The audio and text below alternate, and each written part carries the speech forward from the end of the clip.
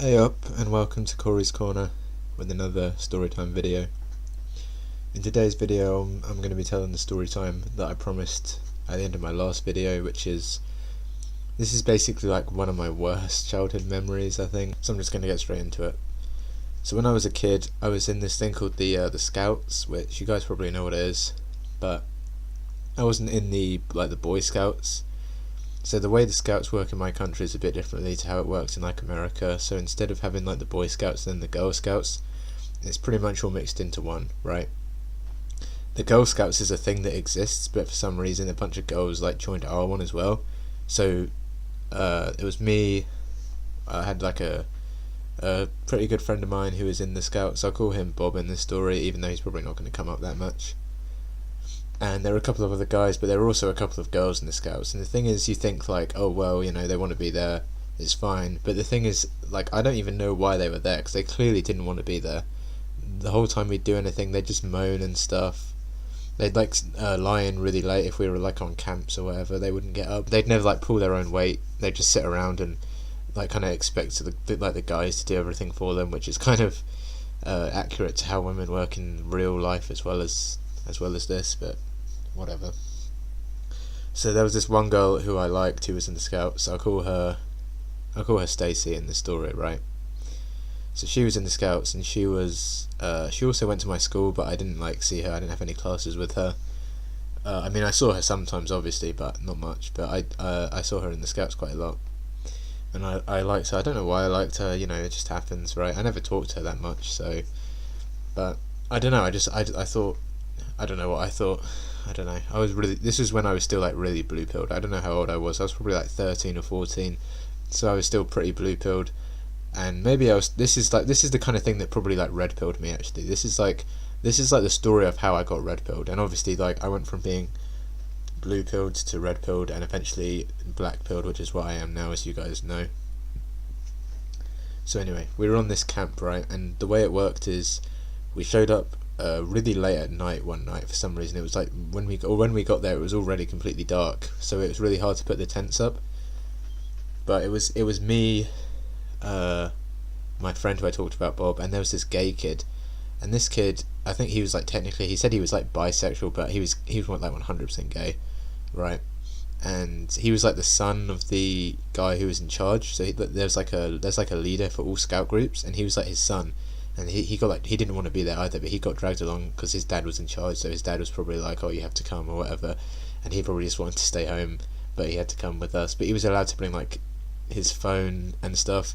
He had this weird little device, right? He always brought all kinds of like tech with him, like laptops and stuff, but he brought this one thing with him. It was like a phone charger, but it used like wood, like you burnt wood and it converted it to electricity, and it like charged the phone, I guess. But he brought it into our tent and put like a bunch of sticks and stuff in it and set it on fire while it was inside our tent, which is obviously like completely retarded, because it could have set the tent on fire, but luckily it didn't. But I was in a tent with these two other guys, right? And so we put the tent up. It was pitch black, and the girls, there weren't many of them, so they all got like this one tent to themselves. There were like 3 of them or 4 of them, I guess. They all set up like a tent, and they set up next to ours, right? So we were like the oldest 3 there, probably. There was a couple of older kids there, but none of them went on the camp with us, so we were like the oldest 3 guys there. And then with like the other younger kids, they weren't that much younger than us, but the younger kids set their tents up like further away, so it was us next to the girls' tent, which is important for the story, right? Anyway, so that was the first night, and I don't remember which night it was, but it was like the nights went on. This gay guy almost tried to like molest me, by the way. So it was like really cold. It was like in the winter, I think.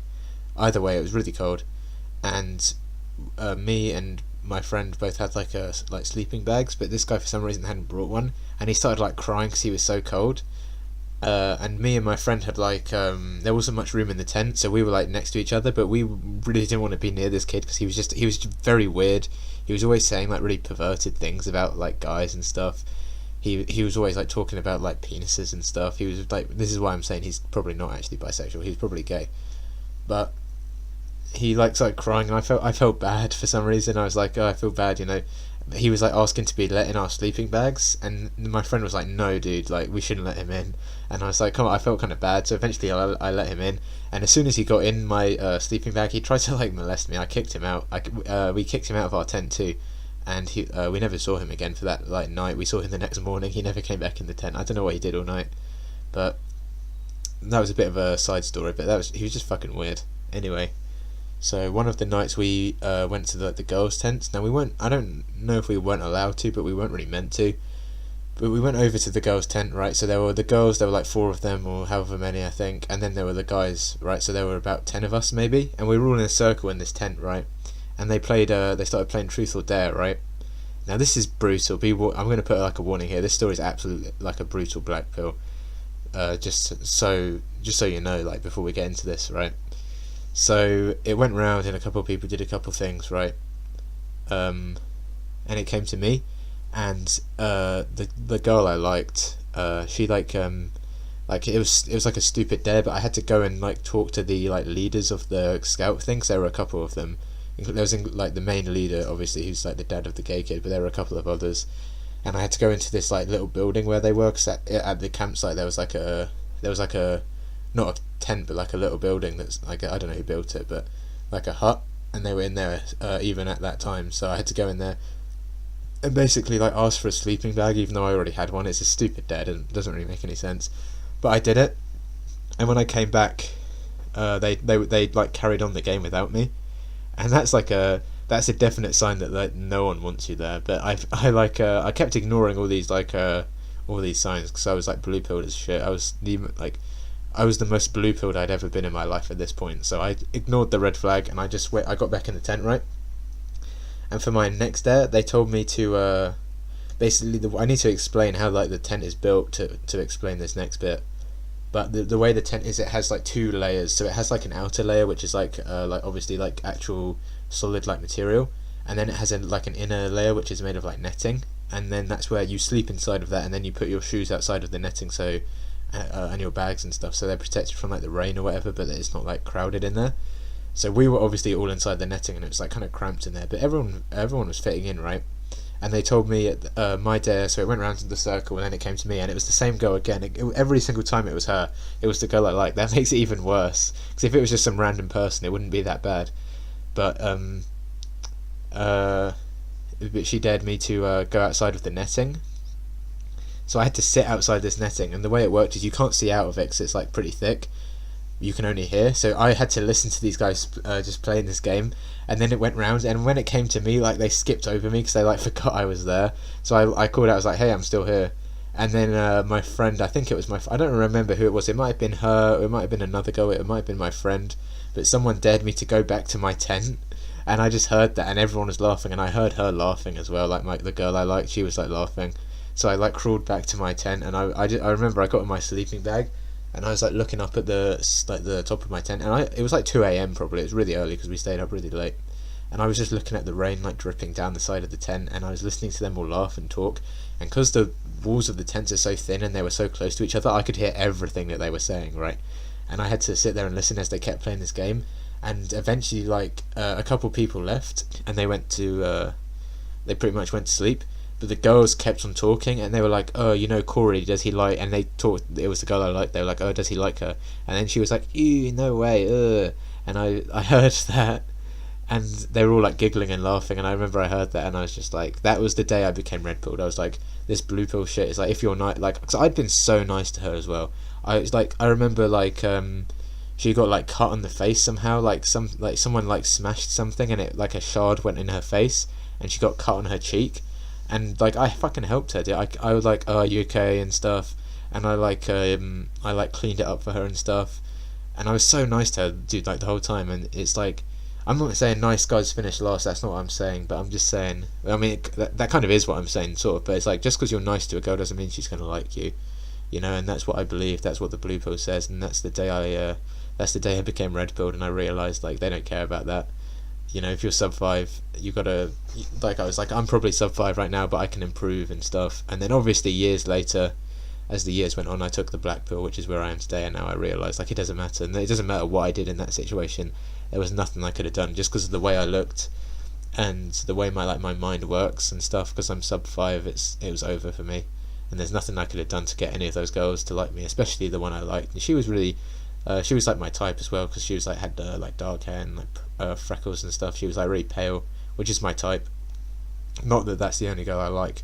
So for like I've never rejected a girl in my life, and I would basically never reject one unless she was like outside of like my age range, or like really like unhealthy, like if she was a smoker or if she was really fat. Those are basically like the only reasons I'd reject a girl for, you know what I mean? But yeah, that was just so brutal, and I had to lay there for hours. I like eventually I fell asleep. I don't remember like when, but that was just like the most brutal couple of hours of my life, just having to sit there and listen to them talk about me, because like I can't block it out or anything, you know what I mean? I just had to sit there and lay there and listen to it, and it was just awful. Like even if I put my hands over my ears, like I still heard them talking, because there was no other sounds to block it out. And you know, the thing is, probably everyone else heard it as well. Everyone else in their tent who was awake probably heard that as well. Oh god. I'm just realising that now. Like obviously I don't keep in contact with any of them, but fuck, that's brutal. Yeah. You know what, I wish I was gay as well, then I could have got with that gay kid. He's the only one who wanted me, no one else wanted me. But anyway. And here I am, like years later, still a virgin, still like a kissless, hugless virgin. Never had a girlfriend or anything like that. Never touched a girl. Never even really had like a serious conversation with a girl for years. I don't remember the last time I spoke to a girl outside of my family, to be honest. It was probably when I was working, so like 4 or 5 months ago, if you even consider that a conversation. Being told like what to do and to stock shelves and stuff. It's brutal, man. The life of a sub 5 black-pilled male is absolutely brutal. Yeah, so that's my storytime video. I'm thinking about more of these, what other story times I could tell. I have a couple of other. I might just do like a collection of Blackpool stories and make it like a half hour long or like an hour long video, because honestly I have enough experiences to talk about like the Black Pill. I could make that video just an hour long. Maybe I should have made this into it, but oh well. If you guys like this video, like it, and I'll make like an hour long version of it. The next video I make will probably be more like my thoughts and stuff, and like just talking about topics. I'll see what I'm going to talk about. I have like a document on my computer just of video ideas. There's like 20 of them. It's like it goes down like really far. Yeah. So that's the story time. Like if you liked, comment, whatever, subscribe. Yeah, that's pretty much it.